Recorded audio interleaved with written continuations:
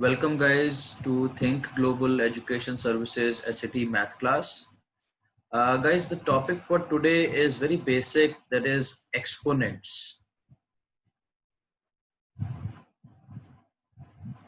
So we'll be talking about exponents today. Now guys, before we start with exponents questions, we'll try to learn some formulas. It's basically a formula oriented topic. So we'll talk about couple of formulas, couple of concepts that you need to know before we start with the questions. Okay, so let's start with very basics, guys. So suppose I say exponent means if I raise them to any power, let's say a raised to the power n. So what does that actually means? That actually means that a will be multiplied n times. A into a into a dot dot dot, we can say n times. So for example, if I say 2 raised to the power 5, that means 2 will be multiplied 5 times. 3, 4, 5. That's the very basic meaning of something raised to the power something. That's exponent. So there are a couple of rules. So let's understand those rules one at a time.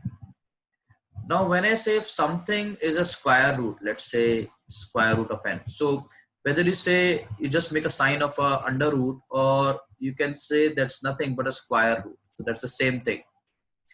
Now I can also express that a square root is nothing but raised to the power half. So I can express the square root as raised to the power half.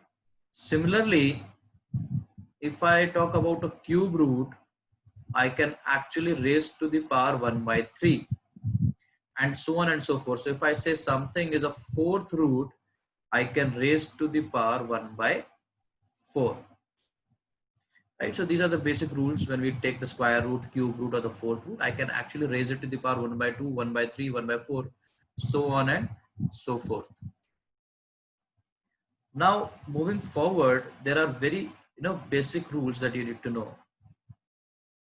Now guys, the next rule is if I say something is raised to the power a whole raised to the power b, in this case when something is raised to the power something, the powers get multiplied. That will become x raised to the power a into b, the powers will get multiplied. Similarly, when I say let's say x raised to the power a into x raised to the power b, when I see the powers are common, the bases are common, the powers actually get added. It will be x raised to the power a plus b. So these are two very basic rules that you have in exponent. Something raised to the power something, the powers get multiplied. If the base is common, the powers get added. So similarly, when I say let's say x raised to the power a is divided by x raised to the power b, so if two base is same and the power we take in a division, the powers actually get subtracted. So x raised to the power a minus b. One more here which is important. Suppose if I say I raise something to the power negative, it actually comes down in the denominator and becomes positive. You take the reciprocal. So when I say x raised to the power minus 2, that is nothing but 1 over x square. So if I raise to the power negative, it comes down in the denominator and become positive. Now, if I say something is raised to the power 0, actually becomes 1. But the condition is that x should not be 0 in itself. So something raised to the power 0 is 1, maintaining a condition that x should not be 0. 0 raised to the power 0 becomes undefined. Now guys, these are the few very basic rules. If I talk about one more rule, for example, if I say x into y raised to the power a, so this power can be disintegrated to both and we can write x raised to the power a into y raised to the power a. So this power will apply to both of these variables individually. So guys, these are few basic ground rules that you need to know before you start practicing your exponents. So I think the rules are sorted. Now guys, apart from these rules, there is few basic tips which are very important while working with any questions on exponent. Now the first tip is prime factorization. Now prime factorization is breaking any number into its smaller prime factors. That's called prime factorization. So if I give you an example, let's say 25. 25 is nothing but 5 into 5. So I've broken down into its prime factors. Suppose 12. 12 is what? 3 into 4. 4 is what? 2 into 2. So what I'm doing is I can break any number into its prime factors. This is called prime factorization. Now this helps me a lot while working with exponents. Similarly, there is another very important tip, that is converting the question into the common base. So these two tips will help me to handle a lot of questions. So common base. So do you realize this second rule can only be applied when the base is common? So if the base is common, I can add the power. So if the base is not common, try to convert the question into the common base, because if you are able to convert the question into the common base, you can apply this rule. So these are the rules, basic rules for working with exponents, and these are a couple of tips which will come in handy while solving a question. So let's take an example which actually deals with these basic rules and these two basic tips. So guys, if I say, for example, there is a question which says n is equal to 2 raised to the power 64, that is given to me. And if the question says that n whole raised to the power n is equal to 2 raised to the power k, and the question asks me what is the value of k. So guys, let's start solving this question. So we'll focus on the left hand side first, which says n raised to the power n. So that means 2 raised to the power 64. This entire expression is raised to the power 2 raised to the power 64. So let us solve this expression first. Now guys, going with the first rule that we learned, something raised to the power something, the powers will get multiplied. So it will be 2 raised to the power 64 into 2 raised to the power 64. So I multiplied the powers because I know that something raised to the power something, the powers will get multiplied. So if it is like this, it will become x raised to the power ab. So something raised to the power something, the powers get multiplied. I applied that rule. Now, if you just focus on the powers, if you just look at the powers, I see this is 64 and I see this is 2. So do you realize, I know the base is not common. So trying to apply the tip that we just learned, try to convert the question into the common base. Now guys, 64 is nothing but 2 into 2 6 times. 4, 5, 6. So that's, prime factorization. So I did some prime factorization of 64 and realized that 64 is nothing but 2 raised to the power 6. So I'll replace 64 with 2 raised to the power 6. And guys, just look at the powers again. So if I have a look at the powers again, the base is common. So their powers will get added. If I rewrite this expression, it will actually be 2 raised to the power 2 raised to the power 64 plus 6, that will be 70. So again, applying the same rule, when the base is same, the powers will get added. That's what I applied here. So 64 plus 6 will become 2 to the power 17. Now if I equate this entire expression with 2 raised to the power k, I can directly compare that the value of k is nothing but 2 raised to the power 70. So guys, if you realize, I did not use any other rules which I have not discussed. So I've just used those two basic rules, and I've applied some two properties that did some prime factorization and try to convert the question into the common base. So if you know these basic two tips and if you know these basic rules, you can actually handle this question step by step. So I hope this question is clear, guys. Now let's try to take few more questions to build the concept much stronger. So let's say this first question, it says 23 minus root m is equal to 15, then what's the value of m? Now guys, 23 minus root m, so I can isolate this root m and I can say 23 minus 15 is equal to root m. So I have isolated root m. 23 minus 15 is 8. is equal to root m. Now, if we want to get rid of the roots, it's basically nothing but a square root. If I want to get rid of a square root, what I'll do, I'll square both the sides. Square both sides. So when I do that, it will actually become 8 square and square root of m whole square. I know root m is nothing but can be actually written as m raised to the power half, which is root m. And if I do the squaring of that, now again guys, something raised to the power something, the powers get multiplied. So eventually it will be 64 is equal to m, because m 1 by 2 into 2 is nothing but 1 only, the powers will get multiplied. So eventually the value of m comes out to be 64, and that's my option number D. So guys, just focus here that root m is nothing but raised to the power half, and something raised to the power something, the powers get multiplied. So you realize I'm just using the basic rules that we learned and keep on applying them and keep on solving them. So let's take another question. Now guys, this is question, there's a cube root involved, but it's pretty straightforward. If you notice, root of 49 plus root of x is equal to 11 cube, and it's a cube root. Root of 49, the square root of 49 is nothing but 7 root x.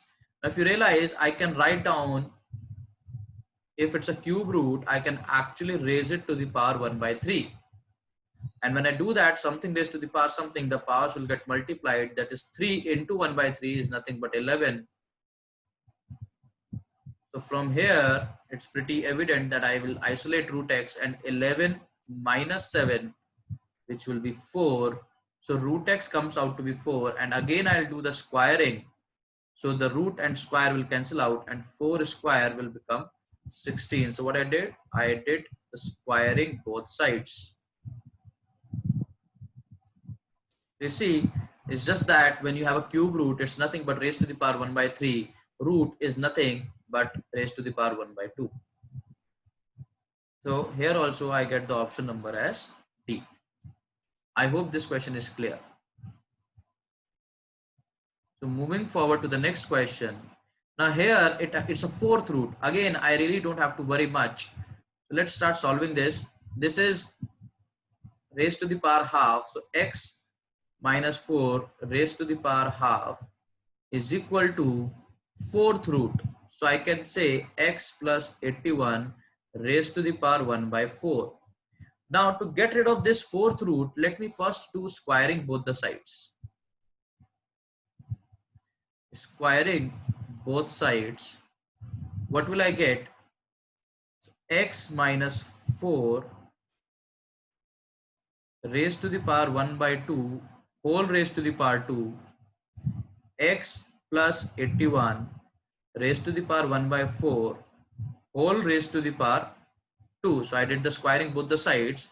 So this will become x minus 4. The powers will get multiplied. And from this fourth root, it will actually get converted to 2 by 4 is nothing but 1 by 2. So raised to the power 1 by 2. I should take the brackets here also. Yes. So do you realize it's actually from the fourth root, it came down to the square root. Now again, to get rid of the square root, we'll again do the squaring. So squaring both sides. So we'll do the squaring 2 times to get rid of the fourth root. So again, if I do the squaring, it will become x minus 4 whole square, and this x plus 81 raised to the power 1 by 2. Again, I'll do the squaring. So powers will get multiplied, and it will again, the square root will vanish, and it will be x minus 4 whole square is equal to x plus 81. So eventually I'm able to get rid of the fourth root by squaring both the sides. So when I do the squaring both the sides and solve it, so the equation actually comes out to be x minus 4 whole square is equal to x plus 81. But does that not matches the option? So I have to further solve it. So I'll open the whole square, that's a square plus b square minus 2ab, that is minus 8x, is equal to x plus 81. So now I'll isolate it. So it will be x square minus 8x. I'll take this everything on one side. So it will be minus x plus 16 minus 81 is equal to 0. So it will be x square minus 9x, and that will be 81 minus 16, right? So that will be 11 minus 6, 5, and 7 minus 65. So that will be minus 65 is equal to 0. And when I look at the question carefully, it's in this form: x square is equal to 9x plus 65. That's option number C. So you realize that the answer is option number C. So you have to bring down the options in that particular form which is there in the question. So a little bit of solving involved, yes, but you have to focus on this fourth root to get rid of this fourth root. The point to learn here is you have to do the squaring 2 times. So you'll get rid of the fourth root, it will become a quadratic equation, and then you solve the quadratic equation further, it will match option number C. So I hope this is clear. So guys, taking one more example, that's a very good question here, which says a and b are positive integers. Now I told you this rule that x y raised to the power a, the power can be integrated to both of them individually, right? So this basic rule is applied here. So do you realize I can see this power 12, this power 12 can actually be divided or put to both the a and b individually. So I can say a raised to the power 1 by 4 whole raised to the power 12 into b raised to the power 1 by 3 whole raised to the power 12 is equal to 5000. Now something raised to the power something, the powers will get multiplied. So 12 by 4 is 3. So it will eventually become a raised to the power 3, and something raised to the power something, the powers get multiplied. 12 divided by 3 is 4. So eventually it will become b raised to the power 4 is equal to 5000. Now here the student gets stuck that how do we actually solve it? Now guys, the trick is hidden in prime factorization. So when nothing is working out, you are stuck with the question. So what to do? You just have to prime factorization, just prime factorize the bigger number. So 5000 is actually 5 into 1000. 1000 I can break it into 10 into 10 into 10. If I further break it, so this is not prime number. So guys, you have to keep on breaking it unless and until you obtain all the prime numbers. So 10 is what? 2 into 5, 2 into 5, 2 into 5. Now, if you just club the powers, 2 is actually appearing 3 times. So 2 raised to the power 3. 5 is appearing 4 times. So 5 raised to the power 4. Now you realize you can connect with your left hand side and with the right hand side.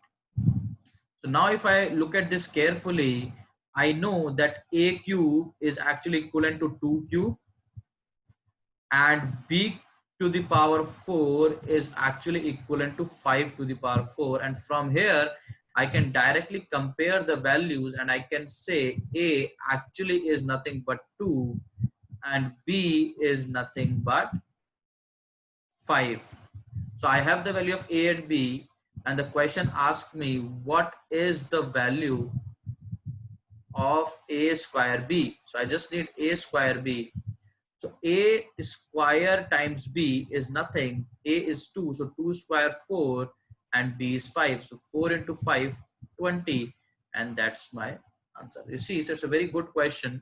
Here you have to use that trick, prime factorization. So if you're stuck somewhere, not able to figure out what to do, just prime factorize the number and you'll definitely see some relation in your left hand side and your right hand side.